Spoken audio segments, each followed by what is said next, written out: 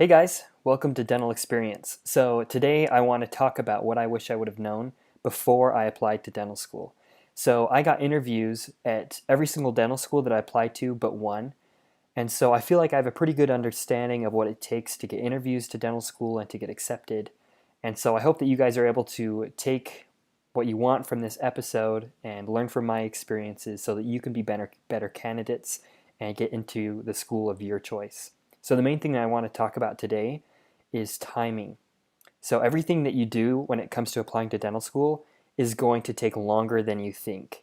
And just take my word for it, you won't regret spending more time on the front end of applying to dental school because that will make everything so much easier and better when it comes to everything that you have to get done, especially with things like your personal statement. If you take anything from this video, start your personal statement now. As soon as you get done with this video, even go and at least start jotting down your ideas. It's going to take way longer than you think. If you start a year early or 2 years early, you will be really, really happy that you did. So when I did my personal statement, I started about a year and a half before I was applying to dental school, and I had written it all out and polished it and put a ton of work into it.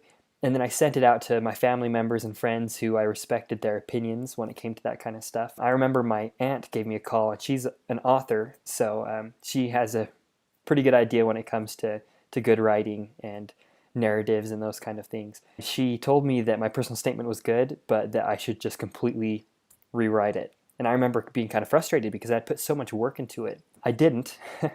But then I started to get that advice from other people. Eventually, I took that advice and rewrote my personal statement. I found that every time that I would rewrite it, my ideas would become easier for me to state, and I would use less words to say the same thing, and I ended up being able to put more into my personal statement, and it sounded better and flowed better. I really appreciated that advice.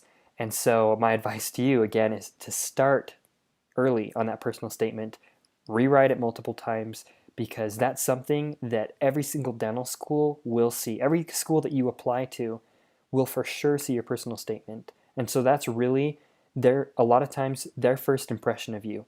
So again, start early. And also when it comes to applying to dental school, some people they think that they can start working on that ADSAS application, in mid-July or whatever and get it filled out. And I kind of had that idea too. I thought maybe I could spend like 2 weeks and just hit it really hard and get everything in. But the reality was, it took me a month and a half to fill out my ADSAS application. And I worked on it like every day. And part of that was because I kept going with questions to the advisor at my school who was for pre-health professions, and she would give me advice, and then I'd come back and rewrite things, and then she would check it because you want to make sure that that application is perfect. And so you don't want to rush it.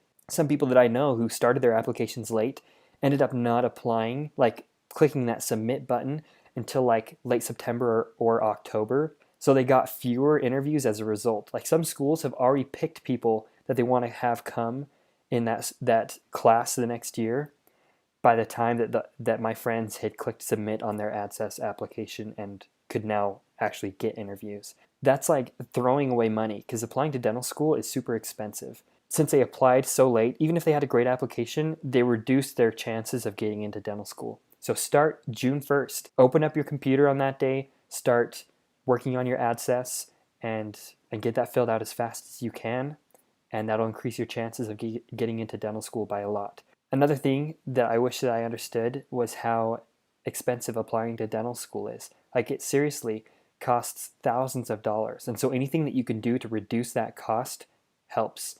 And so you can apply to certain things that allow you to apply to the first few schools for free. And that's if you have financial need.